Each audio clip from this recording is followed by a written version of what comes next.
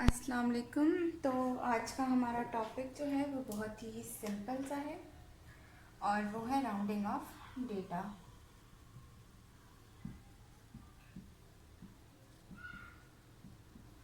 हम सब इस टॉपिक से पहले जो है हम इस टॉपिक के बारे में बहुत पहले से जानते हैं, जिसे कि हमने बचपन से ही इस टॉपिक को मैथ में पढ़ा हुआ है। ठीक है, तो इस टॉपिक का जो मेन रीज़न है वो ये है कि आपके पास जो नंबर्स हों वो सिंप्लीफाइड हों और एक्यूरेट हों। जैसे कि सिग्निफिकेंट फिगर्स में मैं बता चुकी हूँ कि सिग्निफिकेंट फिगर्स जो है वो एक्यूरेसी के लिए यूज़ की जाती हैं ताकि आपको जो प्रोडक्ट मिले वो एक्यूरेट मिले। तो इसमें भी रूल्स हैं। ठीक है, रूल नंबर 1 है कि number greater than 5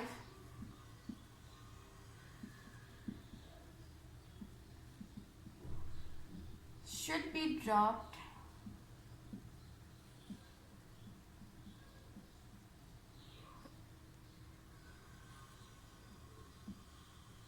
by adding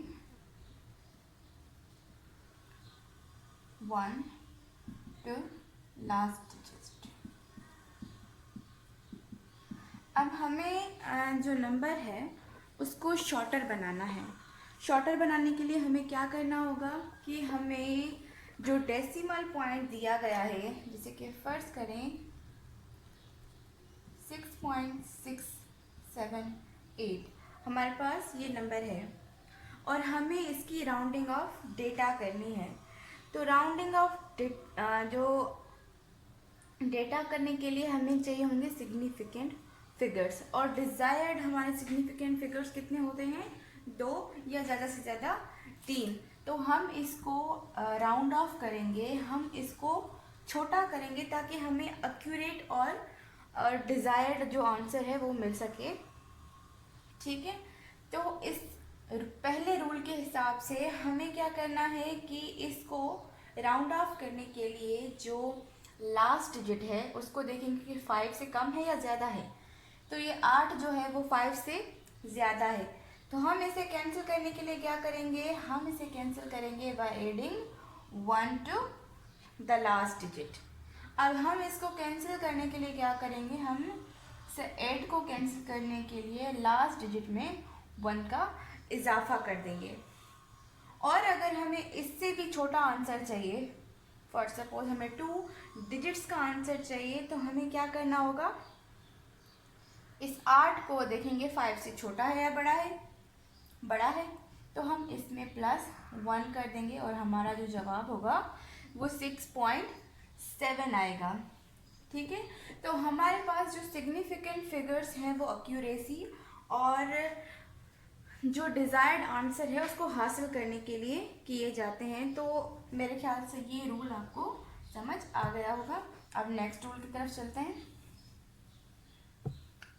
अब नेक्स्ट रूल ये है कि अगर कोई number, if A number is less than 5, simply drop it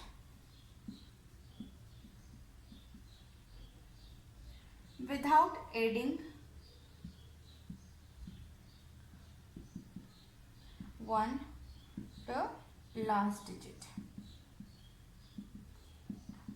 अब दूसरा रूल ये कह रहा है कि अगर आपको राउंड ऑफ करना है और लास्ट डिजिट 5 से कम है तो सिंपली उसे कैंसिल कर दें, ऐड करने की कोई ज़रूरत नहीं है।